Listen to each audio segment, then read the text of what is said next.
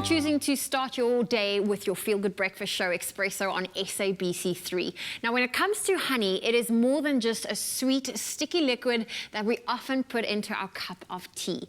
Now, from treating colds and coughs to boosting your immune system and helping with weight loss, there are so many health benefits of honey. And this morning, Clinical Dietitian Kath Megaw joins us in studio to discuss the very interesting topic of honey. And many of us have heard, the benefits of honey, sometimes the fact, sometimes they are also, just plain fiction.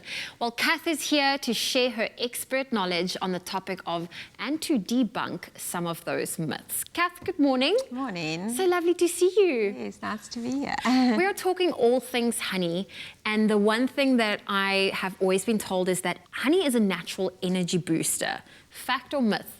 No, that is true, because it definitely has good calories and easily accessible calories. So it can definitely boost your energy levels and provide you with sustainable energy as well. So whenever people talk about, home remedies, there's always some honey involved. What is it about honey that is so good when it comes to fighting off or protecting your immune system against bacteria and viruses? It's actually got antibacterial components in it. And the one of them that we know is called propolis, which is one of the enzymes that actually break down bacteria and fight bacteria. And there's quite a lot of studies done around looking at it with coughs in children. And what's interesting, the studies didn't kind of conclusively say, oh, honey is absolutely the only way to go. But what it did show is it had equal benefit to the pharmaceutical products that were used for coughs, but it's more natural and no side effects. And it's perfectly safe for kids. I mean, which child doesn't like honey? Yeah, especially over the age of a year. Yeah, definitely. I'm finding this so fascinating because who knew that honey had all of these incredible properties to it? Now, when it comes to, improving your digestive system and your immune system, how can honey play a role? Well, honey also has a range of vitamin B vitamins as well in it. So you think of honey just as, for example, glucose and fructose, which is what it's made up of, the two sugars mainly. But it also has, along with that, a lot of immune boosting properties as well, which will benefit your immune system. And so it encourages your immune system to actually produce antigens, which will protect you against different environmental allergens and against different viruses and bacteria. I know too much of a good thing is also not always great for you. What is the recommended dose per day? Well, I wouldn't go over a tablespoon of honey in the course of a day. So if you've got, if you're using honey in your tea, that would be 3 cups of tea. You put your honey, or you might put a bit of honey over your porridge in the morning, or on your piece of toast, or whatever you're going to be having.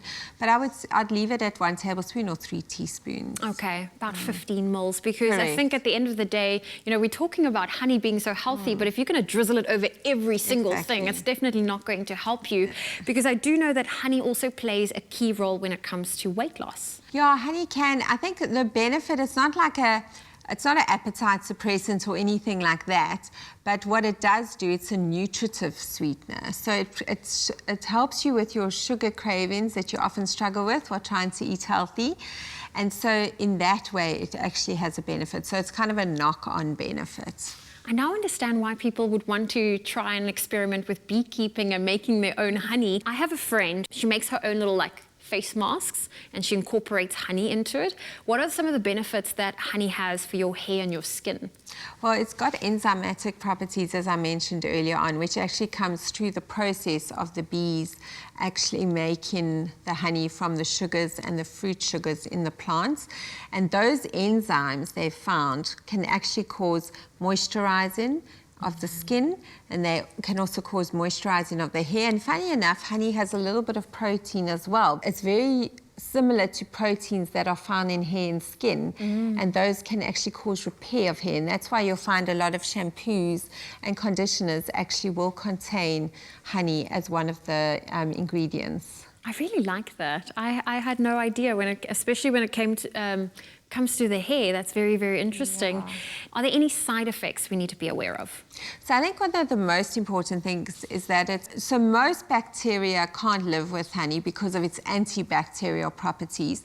But the one bacteria, unfortunately, which is a very stubborn bacteria, is Clostridium, which causes Clostridium botulism, which can make you very ill, but particularly in children under the age of a year. Okay. And that is why we do recommend worldwide that if you have a baby, that you do not feed them raw honey, because then there is that risk of that bacteria, and a baby's system isn't very good at actually handling that bacteria versus yours and mine.